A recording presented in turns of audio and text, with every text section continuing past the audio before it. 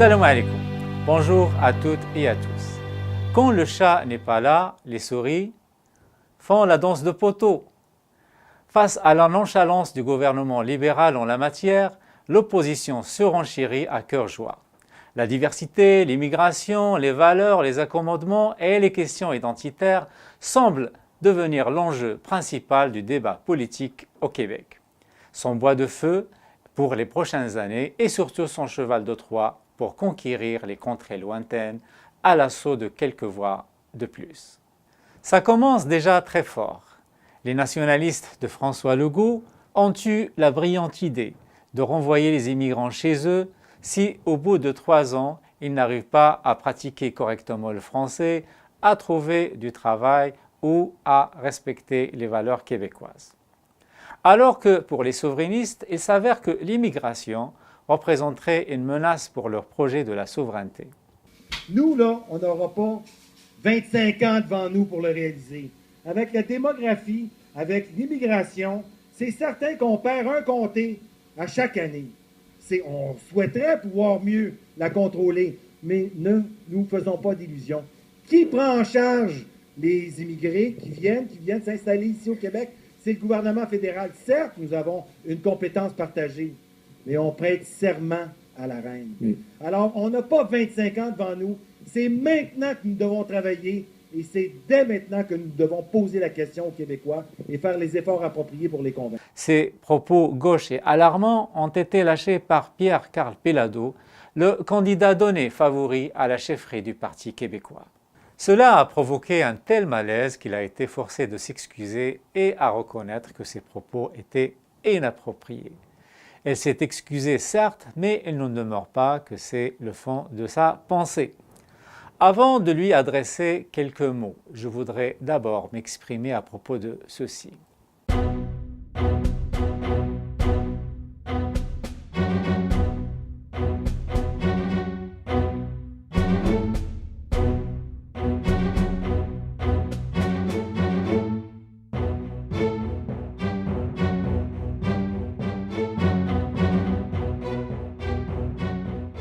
Un coup dur pour la jeune démocratie tunisienne. La machine meurtrière de la barbarie a une nouvelle fois frappé, et cette fois-ci au cœur de la capitale tunisienne, à 2 pas du Parlement. 21 morts et plus de 50 blessés. Un véritable carnage. J'en profite pour présenter mes condoléances au peuple tunisien et à nos concitoyens canadiens et québécois d'origine tunisienne. J'ai marché avec vous un certain samedi 15 janvier 2011, quand la flamme de la révolution du jasmin était toute vive, et j'avais compris que cette flamme est éternelle. Car j'ai vu des hommes et des femmes remplis d'espoir, de tendresse et d'amour pour leur pays d'origine. Ni ces diables de Daesh, ni ceux qui les manipulent ou les laissent faire, ne pourront venir à bout d'un peuple qui aime, un peuple qui rêve, et qui s'accroche à sa dignité et à sa liberté. Hélas, la Tunisie n'était pas le seul pays arabo-musulman à endurer l'épreuve du terrorisme aveugle. Un triple attentat suicide au Yémen a fait 143 morts en un jour. La Syrie, l'Irak et la Libye continuent de mourir à petit feu chaque jour un peu plus dans l'indifférence et l'oubli. Avec le chaos qui règne en Libye et la dernière attaque terroriste contre la Tunisie, je me demande ce qu'attend l'Algérie, qui a déjà subi les affres du terrorisme pendant plus de 10 ans. Qu'attend-il pour tourner la page de cette cause perdue appelée Sahara occidental, pour s'allier au Maroc et faire front commun face à ce danger qui les guette tous les deux? Le Sahara n'est pas juste marocain, il est le Sahara des Marocains, de chaque Marocain. Ce n'est donc pas la course effrénée au surarmement qui mettra les deux pays à l'abri des diabolostratèges qu'ils ont sûrement placés sur leur liste d'attente. Il suffit de regarder autour d'eux pour se convaincre qu'ils ne doivent surtout pas se laisser isoler et que seule une union sincère, forte et durable pourra constituer un rempart contre l'homogénéité terroriste. Si les gouvernements de nos pays d'origine n'agissent pas dans ce sens, c'est à nous, citoyens originaires de ces pays, de les encourager à le faire en misant de notre part sur la sagesse, le réalisme et la clairvoyance. Il ne s'agit pas seulement d'une mission, mais d'un devoir et d'une amana envers nos muqawimin et shuhada, qui ont défendu nos pays par leur sang et leur vie contre l'occupation et les divers dangers depuis des millénaires. Monsieur Pierre-Carl Pelado, je vous remercie pour votre honnêteté et votre sincérité lors du dernier débat pour la chefferie de votre parti, le Parti québécois, qui, on dirait, se ressource de plus en plus auprès de certains partis européens reconnus pour leur haine envers l'immigration. Le calme après la tempête, une tempête dans un verre d'eau. Vous vous êtes longtemps tu pour enfin révéler le fond de votre pensée. Nous savons à présent que vous êtes en course contre la montre pour sauver des comtés qui échappent à votre parti, ce qui menacerait votre arrivée au pouvoir. Voici donc une preuve de plus que pour le PQ, c'est le parti avant la patrie. Ce n'est pas digne d'un leader national censé nous mener à un rang supérieur. Hélas, vous réfléchissez toujours en chef d'entreprise, l'homme fort à qui on obéit au doigt et à l'œil, l'homme des lock-out qui tient toujours le bon bout de la corde. Vous avez des chiffres et des objectifs à atteindre, alors tous les moyens sont bons, n'est-ce pas? Que comptez faire de nous alors? Nous licencier? Nous faire peur? Nous priver de notre droit de vote? Nous renvoyer d'où on est venu? Arrêter l'immigration? Ou forcer les futurs immigrants à adhérer au PQ avant leur arrivée? Ou n'accepter que ceux qui signeront un engagement ferme qu'ils seront souverainistes? Excusez-moi, Monsieur Pelado, mais il me semble que vous n'avez rien compris au Québec d'aujourd'hui. Ce Québec m'appartient autant que vous, et j'ai pour lui d'aussi belles ambitions que vous. Cette immigration qui vous grignote vos comtés, vous devrez composer avec, et non la diaboliser. L'échec du projet souverainiste n'est pas dû à l'immigration, mais au contraire, il est dû essentiellement à la non-valorisation de cette immigration portant de qualité, puisqu'il est sélectionné selon des critères très rigoureux, une immigration choisie et non subie, comme en Europe ou aux États-Unis. Vous devrez descendre à la rencontrer, la découvrir et la convaincre du bien fondé de votre projet de souveraineté. Rassurez ces immigrants en leur garantissant une meilleure vie, de l'emploi décent et en reconnaissant leurs compétences et leurs diplômes acquis à coups de millions dans leur pays d'origine, mais non reconnus une fois reçus dans la belle province sur la base de ces mêmes compétences et diplômes. C'est à ce vrai gâchis québécois que vous devrez vous attaquer.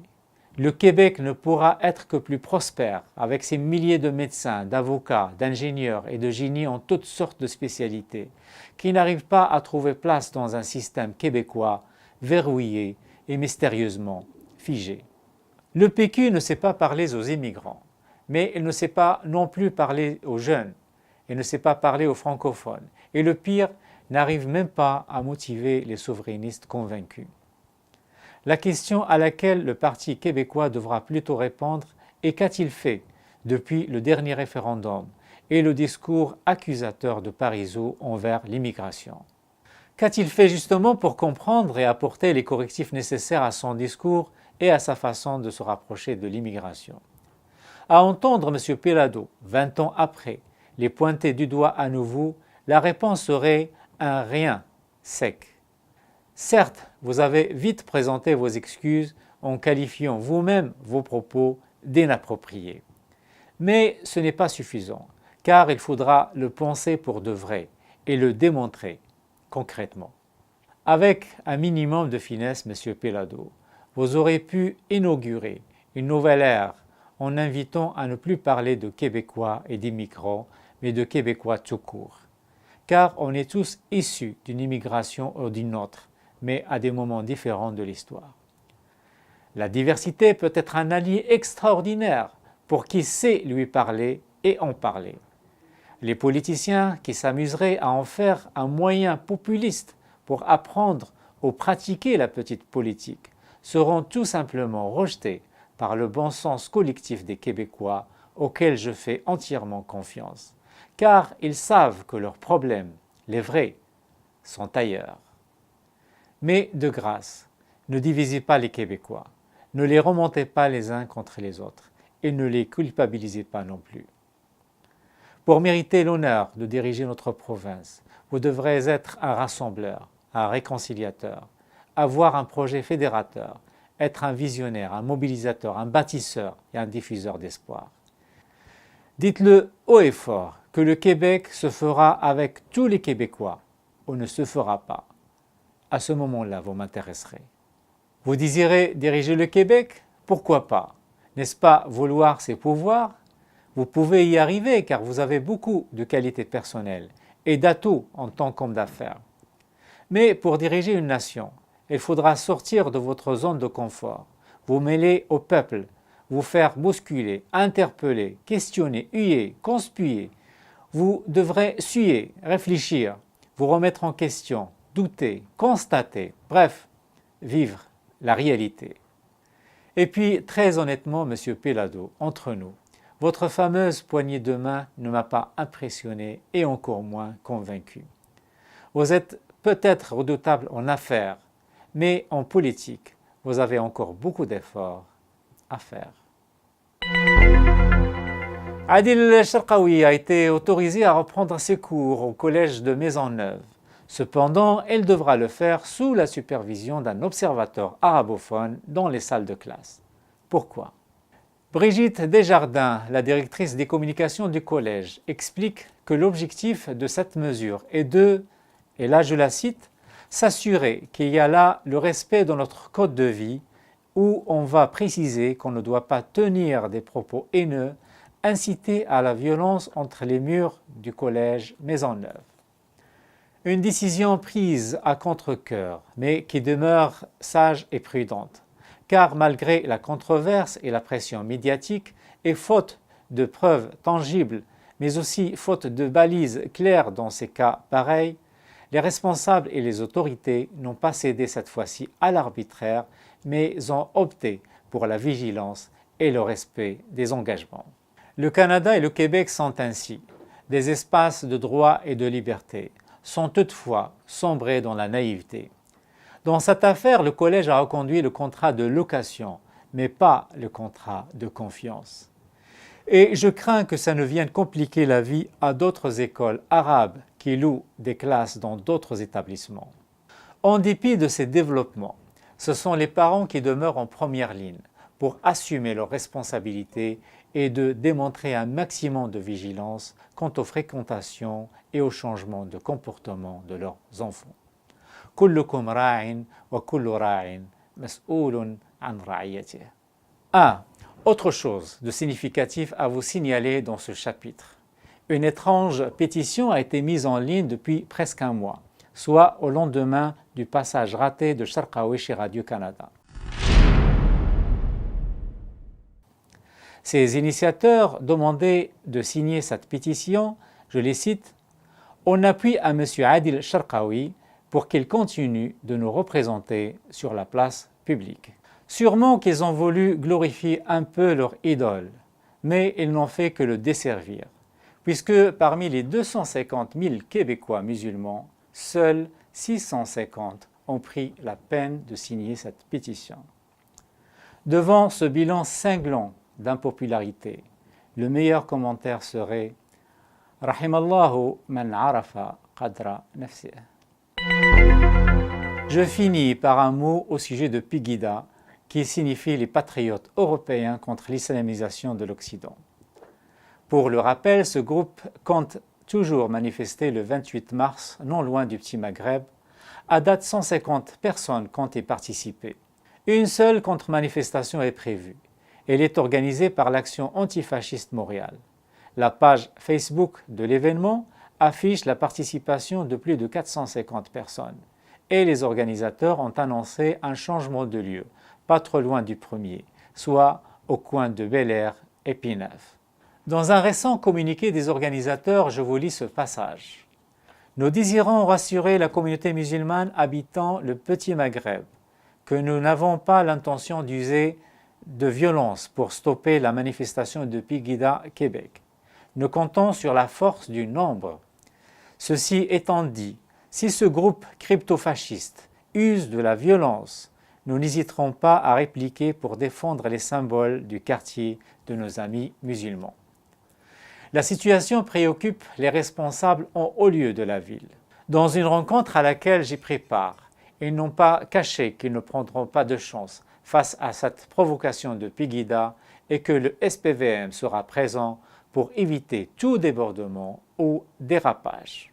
Dans mon dernier édito, j'avais expliqué l'importance d'être présent massivement à la contre-manifestation pour montrer à ces nouveaux haineux civiquement et dans le calme qu'ils ne sont pas les bienvenus et que les problèmes et les séquelles européens ne nous concernent pas comme Québécois et ne s'appliquent pas pour le Québec.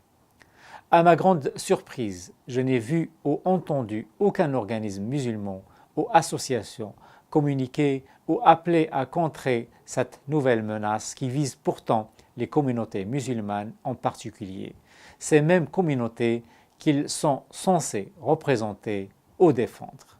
Je n'en reviens tout simplement pas. Au niveau des partis politiques et à ma connaissance, seul Québec solidaire, Projet Montréal et la députée fédérale indépendante Maria Mourani ont dénoncé par voie de communiqué la venue de Pegida et son impact négatif sur notre cohésion sociale. Pour les autres, c'est silence radio. Et il est toujours temps d'agir en mobilisant le maximum de monde.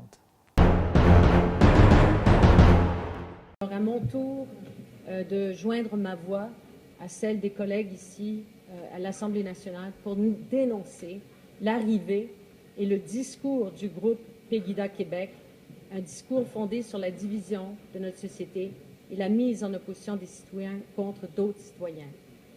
Et je pense que le geste que nous posons aujourd'hui est un geste très important, que tous les élus de l'Assemblée nationale se prononcent contre et dénoncent avec vigueur l'arrivée de ce groupe et des propos haineux et une action qui vise en particulier nos concitoyens, nos amis, nos voisins, nos collègues de travail de confession musulmane.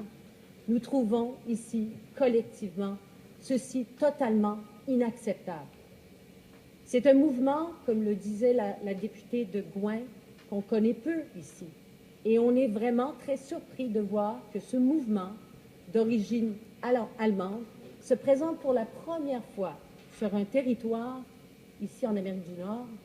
Semblerait-il, selon les informations que nous avons, ils décident de venir ici déranger notre paix sociale, déranger notre vivre ensemble, qui vont contre nos 400 ans d'histoire, d'acceptation d'autres confessions, de personnes de toutes confessions, de toutes langues, de toutes origines.